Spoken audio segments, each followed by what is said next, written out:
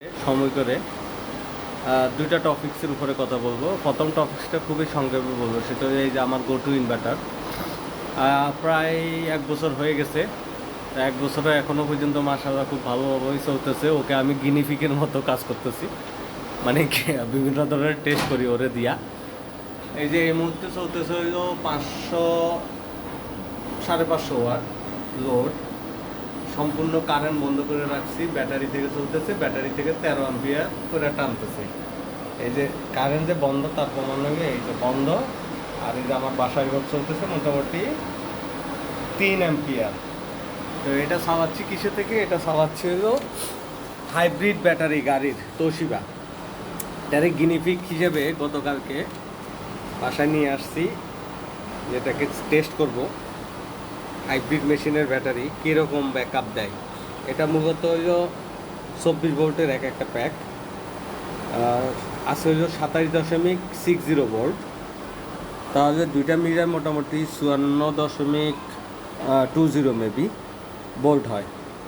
তো আমি মোটামুটি চার্জ দিছি, চার্জও খুব ভালো স্মুথলি নিচে দেখলাম।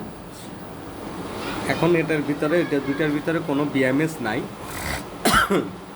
বিএমএস তারাই চালাচ্ছি আপাতত চেক করার জন্য। পরবর্তীতে এটা যদি লিথিয়াম আয়ন ব্যাটারি, এটা কিন্তু লিথিয়াম ফসফেট না। আর আমার লিথিয়াম ফসফেট তো পাশে পড়েই আছে, ওই যে আমার যে বিএমএস সহকারে। তো এইটার পারফরমেন্স চেক করতেছি কী করা যায়। মূলত এগুলো তো হাইব্রিড ব্যাটারি গাড়ির জন্য তৈরি। তো এখন আমি আমার ইনভার্টারে দেখতেছি, যদি এটা হয় তাই এখানে হইল 48 ভোল্ট, মানে আমরা তো মূলত 48 ভোল্ট করি, এখানে 48 ভোল্ট 40 অ্যাম্পিয়ার আছে। তাহলে আমি যদি এরকম আরও দুইটা প্যারালাল লাগাই দিই তাহলে হবে কত? তাহলে হবে হইলো 48 ভোল্ট 80 অ্যাম্পিয়ার। তা আমি মনে করি 48 ভোল্ট 80 অ্যাম্পিয়ার জাপানি অরিজিনাল ব্যাটারি তোশিবা কোম্পানির, তাহলে মোটামুটি ফাটাফাটি। ওই অন্য কোম্পানির 100 অ্যাম্পিয়ারের বা 120 অ্যাম্পিয়ার ব্যাটারি যা দিতে পারবে না, ওই ব্যাটারি কিন্তু তার চেয়ে বেশি দিবে। তো এখন দ্বিতীয় পয়েন্ট হলো, আজকে আমাদের দ্বিতীয় পয়েন্টে চলে আসি। আমাদের দ্বিতীয়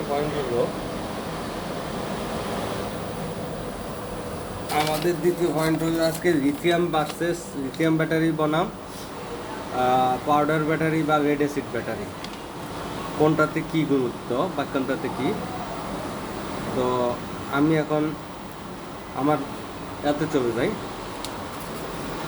এই গো টু সফটওয়্যারে চলে যাই। কারণ হলো এটার মধ্যে তো বিএমএস লাগাই নাই আমি এখনও পর্যন্ত, আছে আমার ওই প্যাকের মধ্যে। ওটা আমার লিথিয়াম ফসফেট ব্যাটারি 16 সেল দিয়ে বানানো। তো ওটা নিয়ে পরে কথা বলি। আজকে এটা নিয়ে যেহেতু বিএমএস নেই, আমি এটা এখন আমার ইনভার্টার থেকে মনিটর করব। এই যে আমার ইনভার্টার থেকে মনিটর করা শুরু করি। আর মনিটর করার পাশাপাশি এটা নিয়ে আমরা এখন বলতে থাকবো। আমাদের আজকের মূল টপিকস হইল lithium battery versus red acid battery অথবা পাউডার ব্যাটারি, কোনটা বেশি সাশ্রয়ী, এটাই আজকে আমাদের টপিকস। তো টপিকস অনুসারে আমরা প্রথম পয়েন্টে আসি। প্রথম পয়েন্টটা হইল লিথিয়াম ব্যাটারি হইল লেটেস্ট টেকনোলজি, আর রেড অ্যাসিড ব্যাটারি হইল সেই পুরাতন, প্রায় ইনভেনশন হয়েছে মেবি, আমি আজকে গুগলে দেখছি, ডেটটা অ্যাকুরেট মনে নাই, তবে এটা হবে 1954 সাল বা 1939 সালের দিকে, মানে আজ থেকে অনেক বছর আগে। এটার আমরা আরেকটু উদাহরণ দিয়ে বলতে পারি যে রেড অ্যাসিড ব্যাটারি আর লিথিয়াম ব্যাটারির তুলনা যদি আমরা করতে যাই, আগে আমরা ফিলামেন্ট লাইট জ্বালাইতাম, ফিলামেন্ট লাইটের পরে আসছে এনার্জি লাইট। তো বলতো যে একটা ফিলামেন্ট লাইট সমান সমান 3টে এনার্জি লাইট।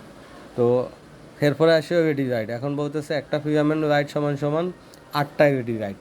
সেম আমরা যদি এটা তুলনা করি, রেড অ্যাসিড ব্যাটারি হলো সবচেয়ে পুরাতন, তারপরে জেনারেশন হইল পাউডার বা মেনটেনেন্স ফ্রি ব্যাটারি, তারপরে নেক্সট এখন লেটেস্ট জেনারেশন হইল লিথিয়াম। তো এই দিক দিয়ে এটা লেটেস্ট টেকনোলজি। লিথিয়াম ব্যাটারি আমরা কী কী সুবিধা পাই? এটা চার্জ খুব তাড়াতাড়ি হয়, বিদ্যুৎ বিল কম লাগে, তারপরে হাই এম্পিয়ারে এটা চার্জিং বা ডিসচার্জিং করা যায়। সেক্ষেত্রে রেড অ্যাসিডের মধ্যে এটা এই ফ্যাসিলিটিগুলো নাই, চার্জ খুব তাড়াতাড়ি করা যাবে না, একটা নির্দিষ্ট অ্যাম্পিয়ার করতে হবে, বেশি অ্যাম্পিয়ার দিয়ে এটা সহ্য করতে পারবে না। তারপরে বিদ্যুৎ বিল অনেক আসে, কত আসে সেটা আমাদের পরবর্তী টপিক্সে আমরা আসতেছি। হাই অ্যাম্পিয়ারে এটা চার্জ ডিসচার্জ করা যাবে না। লিথিয়াম ব্যাটারি যেরকম আপনি সর্বোচ্চ 1200 ওয়াট লোড দিতে পারবেন একটা 12 ভোল্ট 100 অ্যাম্পিয়ার ব্যাটারিতে, সেক্ষেত্রে লেড অ্যাসিড ব্যাটারিতে আপনি 1200 ওয়াট লোড জীবনও দিতে পারবেন না। 600 ওয়াটের উপরে লোড দিলেই ওটা মোটামুটি কাঁপাকাঁপি শুরু হয়ে যাবে এবং আপনার ব্যাটারি নষ্ট হয়ে যাবে। দ্বিতীয়ত পয়েন্ট যদি আমরা আসি, সিস্টেম লস অনেক কম। লিথিয়াম ব্যাটারি সিস্টেম লস 20 থেকে 30%, আর চার্জিং ডিসচার্জিংয়ে আর কি। আর লেড অ্যাসিড ব্যাটারিতে সিস্টেম লস অনেক বেশি, এটা 50 থেকে প্রায় 60-70 চলে যায়। কারণ হলো কীরকম, আপনাকে একবার বুঝাই আপনাদেরকে। চার্জ করতে একবার সে সিস্টেম লস করে। ধরেন আপনি যখন চার্জ করতেছেন 10 টাকা চার্জ হইল, কিন্তু সে ব্যাটারিতে আসলে সেটা ধরে রাখতে পারবে হইল 6 টাকার বা 60 টাকার, 3 টাকা চার্জিং করতে লস। আবার ডিসচার্জিং করার সময় কিন্তু সে ওই যে 60 টাকা ছিল ব্যাটারিতে জমা, সেই 60 টাকা দিতে পারে না। তো অ্যাভারেজে চার্জিং ডিসচার্জিংয়ে সে প্রায় 60% লস করে ফেলে, আর মাত্র 40% আপনি ফেরত পান। মানে এটা যদি সহজে বোঝাই, 10 টাকা চার্জ করলেন আপনি, চার্জ করতে গেলেও লস 3 টাকা, আবার ডিসচার্জ করতে লস গেল আরও 3 টাকা, টোটাল 6 টাকাই লস যায় হইল একবার চার্জ ডিসচার্জে। আপনি পান মাত্র ওখান থেকে 10 টাকা থেকে মাত্র 60 টাকা। আর সেক্ষেত্রে লিথিয়াম ব্যাটারি আপনার এই চার্জিং ডিসচার্জিংয়ের লস হয় মাত্র 2 টাকা থেকে 10 টাকার দড়ি, যদি আমরা ধরি 2 টাকা থেকে 3 টাকা। আয়ুষ্কাল লিথিয়াম ব্যাটারি অনেক বেশি, 8 থেকে 15 বছর, কারণ এটা সাইকেল বেশি, 4000, 6000, 10,000, 12,000 সাইকেল। আর যেখানে আপনার লেড অ্যাসিড ব্যাটারি সাইকেল থাকে মাত্র 300 থেকে 350, তাও থাকে না। তাই এদিক দিয়ে অনেক আগানো। সেলফ ডিসচার্জিং, একটা ব্যাটারি যখন চার্জ করে রেখে দিবেন সে কিন্তু নিজ থেকেই ডিসচার্জিং হয়, এটাকে বলে সেলফ ডিসচার্জিং। তো লিথিয়াম ব্যাটারির সেলফ ডিসচার্জিং অনেক অনেক কম। বিশ্বাস নয় যে একটা লিথিয়াম ব্যাটারি আপনি ফুল চার্জ দিয়ে ঘরে রেখে দেবেন 1 মাস, দেখবেন যে কত পার্সেন্ট বা কতটুকু ভোল্টেজ কমে। আর সেই ক্ষেত্রে যদি একটা লেড অ্যাসিড ব্যাটারি মানে পানি ব্যাটারি আপনি যদি চার্জ দিয়ে 1 মাস রেখে দেন, দেখবেন যে ওর ডিসচার্জিং রেট পার মান্থ প্রায় 3 থেকে 20%। মানে 100% চার্জ করে রেখে দেবেন, 1 মাস পরে দেখবেন যে ওর 20%-এর উপরে চার্জ কমে গেছে। তারপরে উন্নত মানের ইলেকট্রনিক ডিভাইস ইউজ করার জন্য আমরা লিথিয়াম ব্যাটারি ইউজ করি, যেমন আপনার মোবাইল থেকে শুরু করে এরকম ভালো ভালো যেসব মেশিনের আমরা হাই এফিসিয়েন্সি পাইতে হবে, সেসব জায়গায় আমরা লিথিয়াম ব্যাটারি ইউজ করা হয় এখন।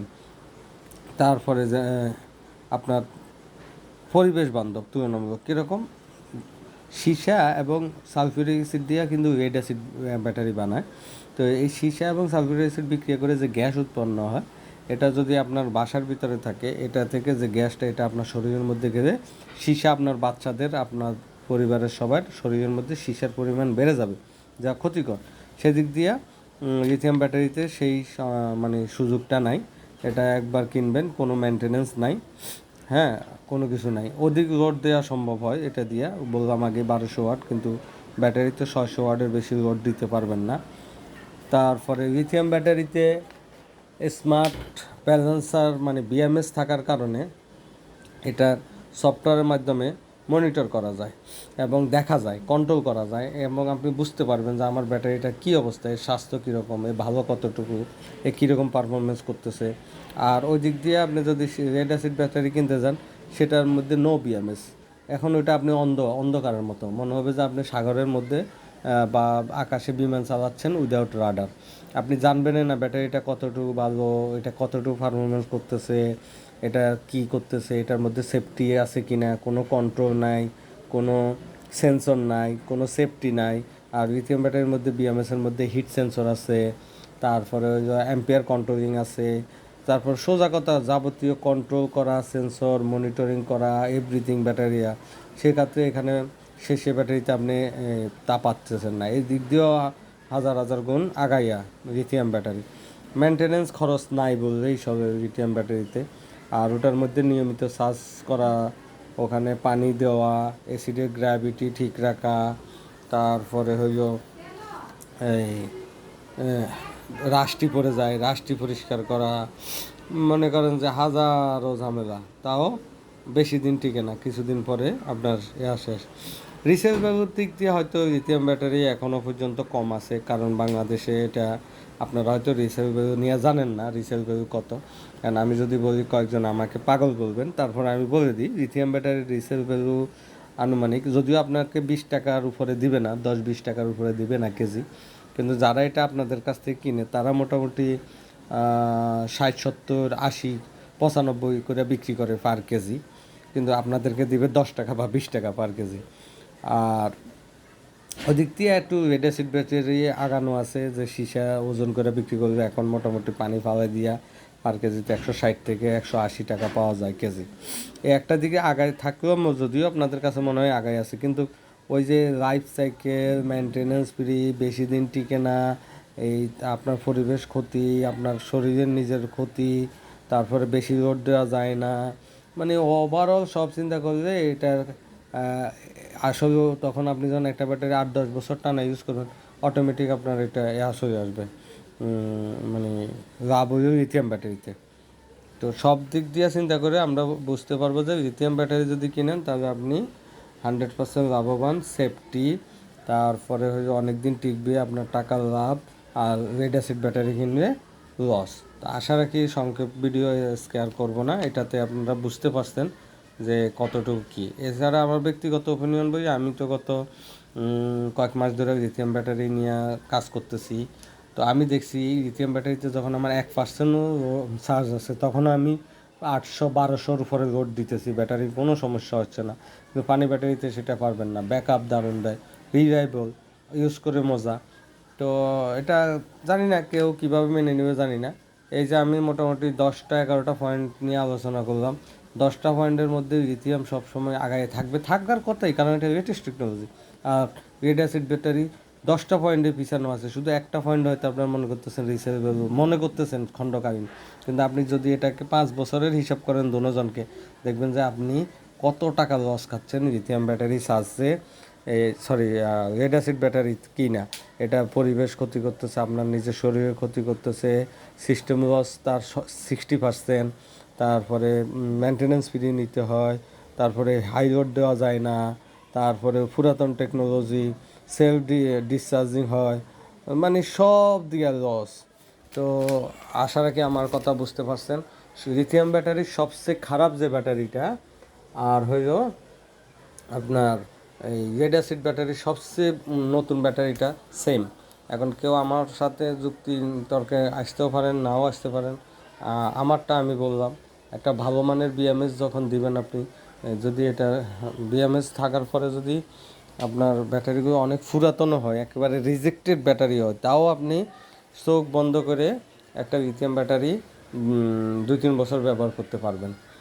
আশা রাখি আমার কথা বুঝতে পারছেন। আজকের ভিডিও এখানে শেষ। ধন্যবাদ। আসসালামু আলাইকুম।